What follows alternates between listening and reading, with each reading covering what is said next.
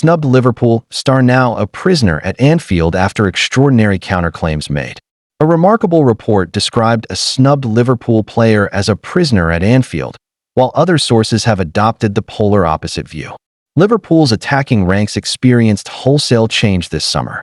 Rio Ngamaha has been promoted into the first team, while Florian Wirtz, Hugo Ekitike, and Alexander Isak were all signed for huge fees. Luis Diaz, Darwin Núñez, and Harvey Elliott were sold, and tragically, Diogo Jota passed away. One player who remained at Anfield despite rampant speculation he'd depart was Federico Chiesa. Chiesa did not lack for interest throughout the summer, with clubs in Italy and Turkey showing concrete interest. However, despite Liverpool omitting Chiesa from their 22-man squad for the Champions League group phase, all interest in the winger was turned away. The most recent approach came from Besiktas prior to the Turkish window closing on Friday, September 12th. And according to a stunning report out of Italy, it's Liverpool and not Chiesa who rejected the move. Accordingly, the report branded Chiesa a prisoner at Anfield. The real truth on Federico Chiesa's situation. The claims Chiesa is being held at Liverpool despite an apparent desire to leave flies in the face of what the vast bulk of other outlets or sources are saying. Speaking back in mid-August following his late heroics against Bournemouth, Chiesa himself insisted he's happy on Merseyside, stating, "We'll talk to Liverpool, but I'll be honest, I'm happy here. I play for one of the best teams in the world. I have to wait and be ready like I was tonight. I have to prove that I can play for this team. I repeat, the manager has been very good with me in recent months." More recently, Gazzetta dello Sport, one of the more reliable Italian outlets, stated it was Chiesa who turned down the Italian and Turkish opportunities. And crucially, the chance to join Besiktas came after Chiesa had already learned he had not been included in the Champions League squad. Furthermore, the comments made by Arne Slot earlier this week strongly suggested Chiesa has taken his UCL snub the right way. "Of course it was tough for a manager. It is difficult for him," began Slot. Of course he wasn't happy with that decision, but he understood the argument. He gave the answer you want to hear from a player, and he will be there to help in the other cups and the league. He worked really hard in these days to be ready for the upcoming games, which is even more important than what a player tells you. Clearly, the rogue new claim Chiesa is a prisoner at Anfield is hogwash. Thanks for watching. Like and subscribe. Ruben Amorim has worst win percentage of any Man United manager since World War II as horror record is revealed. Stay tuned, see another horrendous record held by Amorim. Has the worst win percentage of any Manchester United manager since World War II, adding yet another miserable record to his torrid spell in charge of the club. Man United fell to another defeat under Amorim on Sunday when they were easily beaten 3-0 by neighbours Man City, who subsequently leapfrogged them in the Premier League table. After just 5 games in all competitions, United have already suffered an embarrassing defeat to League Two side Grimsby, been battered by their local rivals, and needed a 97th-minute penalty to squeeze past relegation favourite Burnley at home. The pressure has never been more intense on Amorim, who despite the shocking form, is still insisting on playing his style of football and not adapting to the opposition. But his results are now at an undeniably poor level, after stats provided by Opta showed that he now has the worst win percentage of any Man United boss who has taken charge of 25 or more games in the past 80 years. Amorim has managed to come out on top in just 36.2% of his games in charge of the club. To put that into perspective, Erik ten Hag, the man who Amorim replaced in the Old Trafford hot seat, boasts a 54.7% win percentage from his time at United, while David Moyes, who was sacked in his first season in charge, managed a win percentage of 52.9%. Compared to Sir Alex Ferguson's superb 59.7% win percentage, Amorim's record looks humiliating. You have to go all the way back to Wilf McGuinness, who managed United between 1969 and 1970, to find a remotely close record. McGuinness won 33 of his 91 games as United boss, meaning his win percentage of 36.3% is still marginally better than Amorim's. While Frank O'Farrell, Man United manager from 1971 to 1972, pips Amorim with his 36.6% win percentage. Other notable names that did better at the Theatre of Dreams include Ralph Rangnick, Louis van Gaal, and Ole Gunnar Solskjaer. But forget isolating Amorim's shocking form to Man United comparisons. The most worrying thing for United fans is the way he stacks up against his current opponents. Since arriving in Manchester last November, Amorim's United have the worst record of any Premier League club still in the division. Of the 17 ever-present Premier League clubs, excluding those promoted and relegated, his struggling Red Devils are bottom of the table. They have picked up a pitiful 31 points from 31 games, including just 8 wins. That is the exact same points tally as Tottenham, but with a worse goal difference on -13 to -4. Things don't seem to be turning around this term either, with United now just picking up 4 points from their opening 4 Premier League games, marking their worst start to a league campaign since 1992-93. But Amorim is steadfast in his approach, insisting he will have to be sacked before he changes his 3-4-3 formation. Speaking after Sunday's defeat, Amorim said, "It is not a record we should have at Manchester United. I accept that, but I am not going to change. When I want to change my philosophy, I will change, but if not, you have to change the man. We will talk about that every game we lose. I have played my way, and I am going to play my way until I want to change."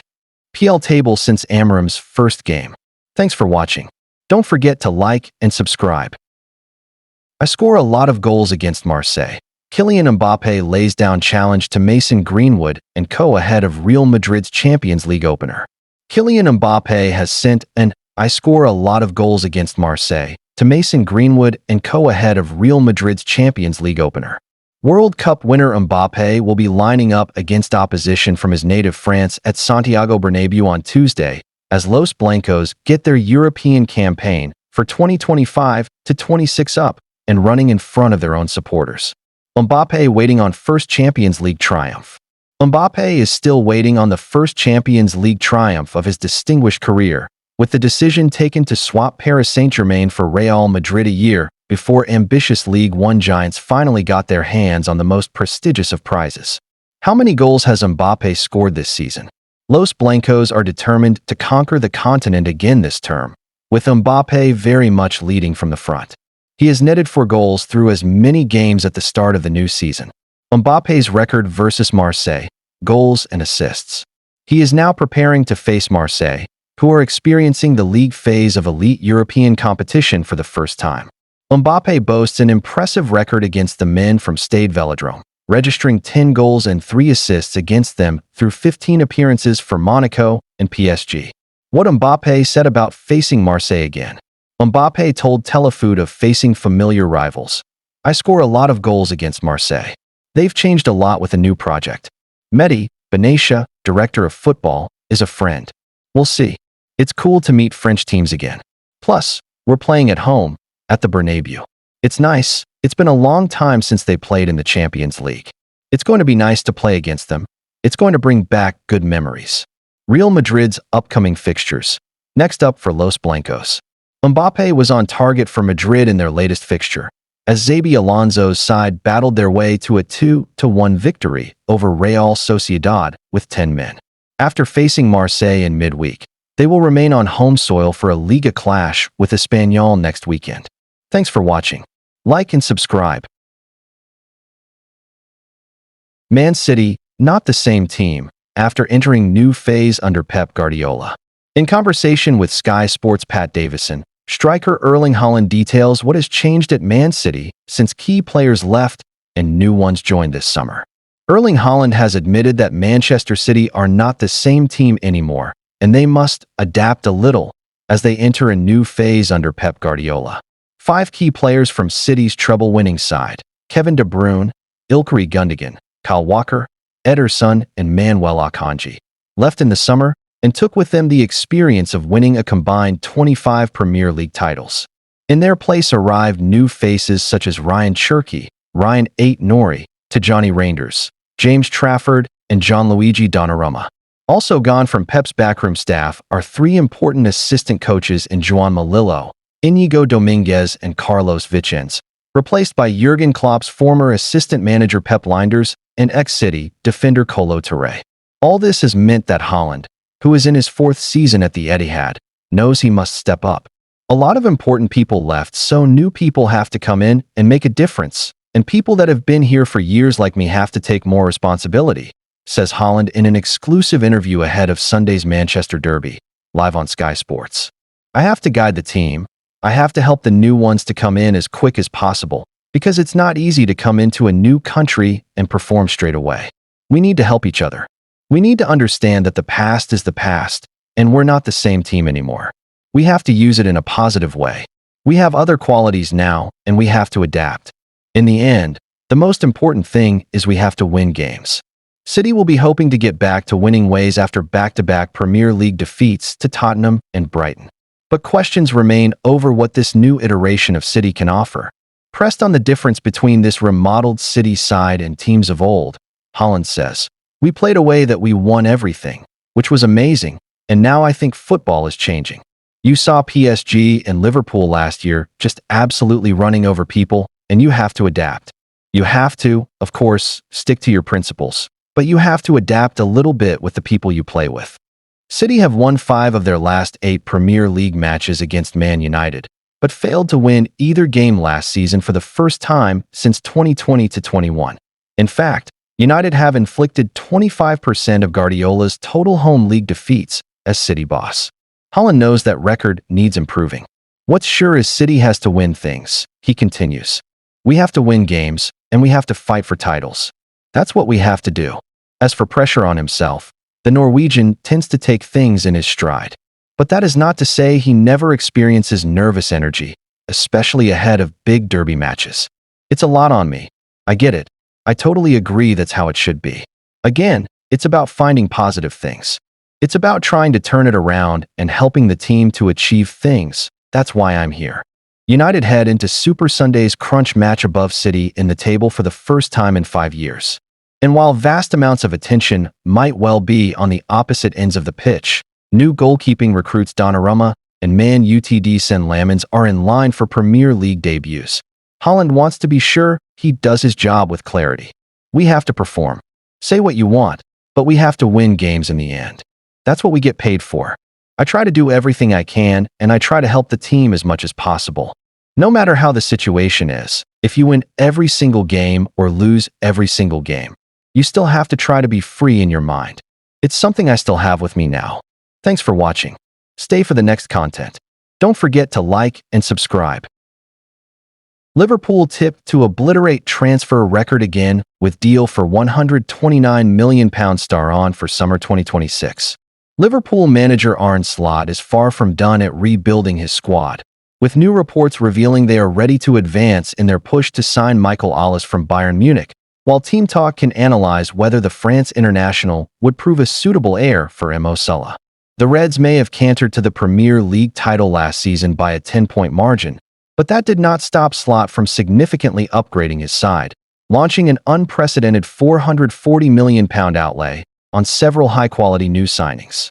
And while Liverpool did claw back a large proportion of the record-breaking €509 million, €600 million spent on new players, the summer of 2025 will still go down in the Anfield history books.